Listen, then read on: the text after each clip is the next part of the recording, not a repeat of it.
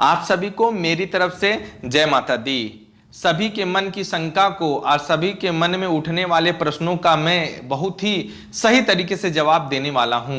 कलश और नारियल के बीच में जो संबंध है उसके बारे में मैं आपको जो बात बताने वाला हूं उसे भली भांति सुनने का प्रयास करिएगा।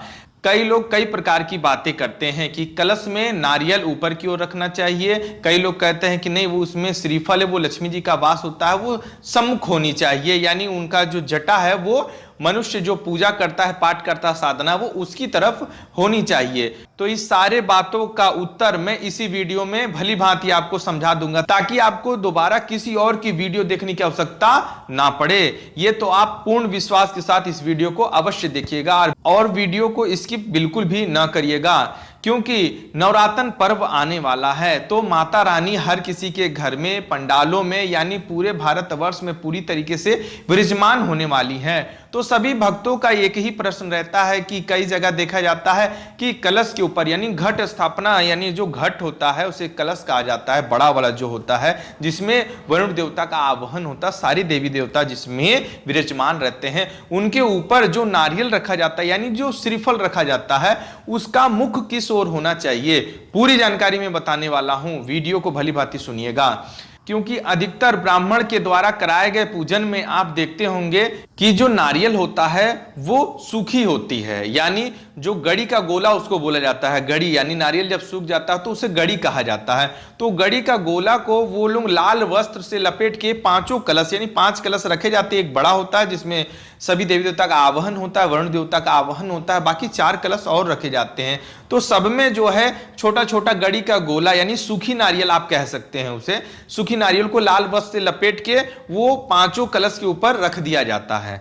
तो जब सूखी नारियल हो यानी वो गड़ी का गोला हो, वो सूखा हुआ हो, तो उसका कोई आकार नहीं है। वो जब नारियल की छिलके से निकल जाता है तो उसका आकार अलग हो जाता है। वो सूखने के बाद उसका ढांचा पूरी तरीके से बदल जाता है। तो इसको मैं भली भांति समझाने का प्रयास करूं कि अगर आपके यहाँ पंडित जी आकर या आप स्वयं अगर घट स्थापना कर रहे हैं तो उसमें अगर आप सूखी नारियल ले रहे हैं तब उसका मुख ऊपर करें, सामने करें, इससे कोई भी प्रभाव पड़ने वाला नहीं है, क्योंकि उसमें का नारियल का पानी जो है वो पूरी तरीके से सूख गया है। वो मात्र एक सूखा गड़ी का गोला यानी सूखी नारियल है। उसे चाहे आप अपने ओर रखें, ऊपर की ओर रखें, कहीं रखें, लेकिन जब उसमें लाल वस्त्र लपेट दिया जाता है तो हमेशा वो ऊपर की मुख ही होता है। तो सबको लगता है कि वो ऊपर का ही मुख है। ये बात आपको भली भांति समझ में आ गई कि जो सूखी नारियल है उसका मुख किस प्रकार होना चाहिए। उसमें जो है ऊपर नीचे दाएं बाएं पूरा पश्चिम का कोई भी भेद नहीं है। ये बात आपको भली भांति पता चल गई। और रही बात जो श्रीफल यानी नारियल को श्रीफल कहा जाता है, श्रीफल इसलिए कहा जाता है क्योंकि ऐसा ग्रंथों में, पुराणों में लिखित आया है कि मां लक्ष्मी का वास श्रीफल में यानी नारियल में होता है। इसी के लिए वरुण देवता साथ ही सभी देवी देवता जब कलश में विराजमान होते हैं तो उनके ऊपर श्रीफल यानी माता लक्ष्मी को भी विराजमान किया जाता है। अभी भी आपके मन में जो शंका चल रही है उसका उत्तर आपको मिला नहीं है तो उसे भली भांति सुनिएगा, क्योंकि अगर सूखी नारियल है तो उसके बारे में मैं जानकारी दे दिया हूं। अब मैं बात कर रहा हूं नारियल की, यानी जिस नारियल में पानी होता है, यानी कहा जाए तो ताजा नारियल भी आप कह सकते हैं लोकल भाषा के अनुसार। जिस नारियल में पानी पाया जाता है, अगर वो नारियल अगर आप अपने घट पे रख रहे हैं, चाहे वो 5 घट यानी कलश पे रख रहे हैं, चाहे मुख्य एक ही घट जो बड़ा सा होता है वरुण देवता के ऊपर जो स्थापित किया जाता है श्रीफल यानी नारियल, अगर उसमें पानी वाला नारियल अगर आप खरीद के लाए हैं बाजार से तो उस नारियल का मुख किस ओर होना चाहिए, ये बात आपको अवश्य जाननी चाहिए। तो भली भांति सुनने का प्रयास करिएगा कि दोनों में क्या अंतर है। हमारे कहने का तात्पर्य यह है कि जिस नारियल में पानी होता है उसका मुख जो है हमेशा आपकी तरफ होना चाहिए, यानी उसके ऊपर जटा होती है। आप देखे होंगे, भले कई लोग छील देते हैं जो भी उसको बेचता है, लेकिन छीली हुई नहीं होनी चाहिए पूरी तरीके, उसमें जटा लगी होनी चाहिए। ये बात का आप विशेष ध्यान रखिएगा। तो जो जटा अगर आप कभी भी उसको उखाड़ के देखेंगे तो उसमें 3 नेत्र की तरह आपको दिखाई देगी। तो अगर आप मार्केट से पानी वाला नारियल लाए हैं तो उसे कलश के ऊपर जब विराजमान करेंगे तो उनका मुख यानी उनकी जो जटा है वो अपनी तरफ रखिएगा। नारियल में माता लक्ष्मी का वास होता है, यानी माता लक्ष्मी का प्रतीक माना जाता है। इसी के लिए वो हमेशा जो भी भक्त साधना कर रहे हैं, पूजा पाठ कर रहे हैं या नॉर्मल पूजन ही कर रहे हैं नवरात्रि के दौरान, चाहे किसी भी अन्य पूजा चाहे किसी भी अन्य पूजन में, तो अगर उसमें जल हो यानी वो अगर पानी वाला नारियल हो तो हमेशा वो आपकी दिशा की ओर ही रहेगा। यानी जो नारियल की जटा होती है लंबी सी जो, वो हमेशा उसका मुख जो है आपकी ओर ही होना चाहिए, क्योंकि सूखी नारियल का कोई दिशा नहीं होता, क्योंकि उसमें जटा नहीं रहती है, ना ही उसमें किसी प्रकार का जल होता है। ठीक है, आपको भली बात ये बात मालूम चल गई कि सूखा नारियल और पानी वाला नारियल में कितना अंतर है। नारियल यानी श्रीफल, ठीक, कि सूखा नारियल का प्रयोग किसी और तरीके से किया जा रहा है, और जल यानी जिसमें पानी है जिस नारियल में, उसका प्रयोग विधि विधान अलग तरीके से है। ठीक, ये जानकारी जो मैं आप सभी को बता रहा हूं ये पूर्णतः सत्य जानकारी है, इसे आप काल्पनिक बात समझने की भूल कदापि नहीं करिएगा। जिस गुरुजन जिस ब्राह्मण को ना मालूम हो वो बात अलग है, लेकिन मेरे गुरुजन ने जो जानकारी मुझे दी है मैं वो जानकारी आप सभी को बता रहा हूं। इसमें जरा भी संकोच वाली बात नहीं है, क्योंकि आप भी जरा इस बात को गौर करिए कि आप देखते होंगे ब्राह्मण अगर कलश पूजन करा रहे हैं तो उसमें नारियल जो है सूखी ही अधिकतम होती है। ठीक है, 99% है वो ब्राह्मण 5 गड़ी का सूखा गोला यानी सूखा नारियल ही सब कलश के ऊपर रखते हैं ब्राह्मण लोग। लेकिन अगर आप एक ही नहीं होता घर में, कई लोग जो है नहीं होता है, घर में जो है कई लोग जो है माता रानी का प्रतिमा स्थापित करके घट स्थापना करते हैं यानी कलश पूजन करते हैं, वरुण देवता का आह्वान करते हैं, तो उनके यहाँ एक ही नारियल होती है, तो वो लोग जो है सूखा नारियल का उपयोग नहीं करते हैं। तो ब्राह्मण लोग जो सूखी गड़ी यानी सूखी नारियल को जो लपेट के उसका मुख ऊपर की ओर हो जाता है, यानी जो कपड़ा होता है लाल रंग से लपेटा जाता है वो ऊपर की मुख हो जाता है, तो सबको लगता है कि इसका मुख यानी ऊपर की ओर है, उस सूखे वाली गड़ी गोला है। मान लीजिए अंदर कोई देख नहीं ना रहा है सूखा है कि उसमें पानी है, ठीक उसी प्रकार सब लोग ये सोचते हैं उसी अनुसार, यानी जिस नारियल में पानी है उसकी भी जटा ऊपर होगी। इस अनुमान से कई लोग जो है ये गलतियां करते हैं। खैर, इससे कोई विशेष दोष नहीं लगने वाला है, ये मैं आप सभी को भली बात बता दे रहा हूं कि उससे कोई विशेष दोष नहीं लग जाएगा आपके ऊपर, की कोई विपत्ति नहीं आन पड़ेगी, चाहे वो ऊपर की ओर रखें चाहे अपने सम्मुख रखें, इससे कोई समस्या या डरने वाली बात नहीं है।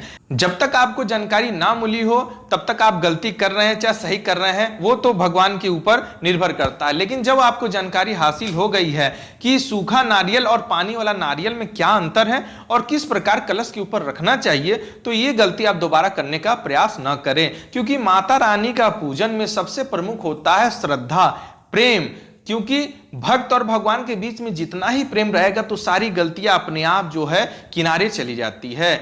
माँ और भक्त के बीच में इतना स्नेह होना चाहिए कि ये सारी चीजें का कोई भी अर्थ ना हो, क्योंकि माता रानी जो आपके घर में चाहे आपके गांव में जो विराजमान होती है पंडाल में मूर्ति के रूप में, तो ये मान के चलिए वो केवल भक्तों की प्रेम और उनकी पुकार से आती हैं, ना कि इन सारी चीजें की व्यवस्था के बाद कि अखंड ज्योत जलेगा तभी माता रानी आएंगी, घट स्थापना होगा तभी माता रानी आएंगी, या तो कई तरह के नैवेद्य फल फलाहार मिठाई की भोग लगाएंगे तभी माता रानी आपके घर चाहे आपके गांव में विराजमान होंगी। ऐसा बिल्कुल नहीं है। श्रद्धा भाव से भक्ति प्रेम से जो भी जिस देवी देवताओं को बुलाता है यानी आवाहन करता है, वो तुरंत सेकेंड भी नहीं लगते हैं देवी देवता को आने के लिए, मिली सेकेंड में आपके सामने प्रत्यक्ष खड़े हो जाते हैं और कहते कि भक्त तुमने मुझे याद किया, बताओ बात क्या है। लेकिन ये आवाज हम लोग के कानों तक नहीं जाती है, तो हम लोग को लगता है कि देवी देवता तो आए ही नहीं है, इसी के लिए विधि विधान से पूजा करना ही सर्वोत्तम रहेगा, जिस तरीके से सभी लोग करते हैं। लेकिन ये मान के चलिए जो ये कलश से संबंधित जो जानकारी मैं आपको बताया हूं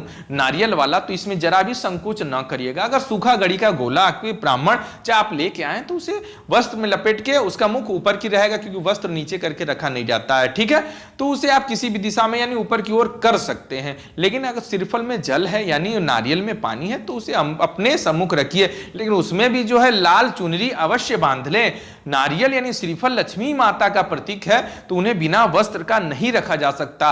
अगर छोटी चुनरी ना हो बांधने के लिए नारियल के ऊपर, तो आप कलावा से भी उसे बांध सकते हैं और उसके ऊपर एक आख फूल रख के आप उनका भी ध्यान अवश्य करिएगा, क्योंकि नारियल यानी श्रीफल में लक्ष्मी जी का वास होता है। क्योंकि मेरी दी गई जानकारी कई लोग के मन में अभी भी खटक रही होगी कि पता नहीं ये व्यक्ति सही बात बता रहे हैं कि गलत बता रहे हैं, तो मैं आप सभी से फिर से यही निवेदन करूंगा कि इसके बाद भी आपको जिस दिशा में रखने की इच्छा हो, चाहे ऊपर हो, सामने हो, पीछे हो, दाएं हो, बाएं हो, पूरब पश्चिम उत्तर दक्षिण, जो भी दिशा आपको पसंद आ रही हो आप अपने अनुसार कर सकते हैं। इसके लिए कोई मनाही नहीं है, कोई निषेध नहीं है शास्त्रों में, ये मैं बता दे रहा हूं। लेकिन जो सूखी गड़ी और पानी वाले नारियल के बीच का अंतर मैं आपको बताया हूं, तो उसे आप भली भांति जान चुके होंगे। बाकी करना ना करना आपकी इच्छा है, ठीक। इसमें कोई भी भयभीत और डरने वाली बात बिल्कुल नहीं है। माता रानी का नवरात्र आ रहे हैं, माता रानी का पूजन आप पूरी श्रद्धा और निष्ठा भाव से करिएगा और माता से कहिएगा, जिस प्रकार जगत जननी माता आप सभी के कष्ट को दूर कर रही हैं, अगर मेरे जिंदगी में भी कोई विपत्ति, कोई आपदा, कोई कठिनाई आने वाली हो तो हे माता रानी, मैं आपसे हाथ जोड़कर निवेदन करता हूं, तो उस विपदा को आप मेरे परिवार से दूर करने की कृपा प्रदान करें। ऐसी आपको कामना अवश्य करनी चाहिए, ना कि अपने लिए बहुत ढेर सारी चीज मांगनी चाहिए, ऐसा नहीं। परिवार में अगर कोई बाहरी विपदा आ रही है तो आप उसके लिए देवी देवता से ये चीजें मांग सकते हैं। बाकी संकल्प में आपको जो मांगने की इच्छा हो आप वो चीज मांग सकते, लेकिन वो जगत जननी है, वो भली भांति जानती है, इसी के लिए देवी देवताओं से अपने लिए कभी कुछ मांगना नहीं चाहते। क्योंकि माँ के सच्चे भक्त जो होते हैं उन्हें अपनी माँ से बताने की कोई चीज की आवश्यकता नहीं होती है। माँ भली भांति अपने पुत्र चाहे अपनी पुत्री के मन की हर एक बात को उसी प्रकार जानती है जिस प्रकार एक माँ अपने पुत्र की बात जानती है। लेकिन वो तो जगत जननी है, एक जन्म देने वाली माँ भी जिस प्रकार अपने बच्चों के अंदर की बात नहीं जान पाती है, वो जगत जननी से कभी कुछ छुपा नहीं है। तो आप लोग से मेरी यही अनुरोध है, यही विनती है कि इस नवरात्र में अगर पिछली बार कोई गलतियां हुई हो तो उस गलती को दोबारा दोहराने का प्रयास कदापि ना करें, उसे सुधारने का प्रयास करें। अगर मेरी जानकारी थोड़ी सी भी आप सभी को पसंद आई हो तो चैनल को सब्सक्राइब करना बिल्कुल ना भूलें। धन्यवाद। जय माता दी।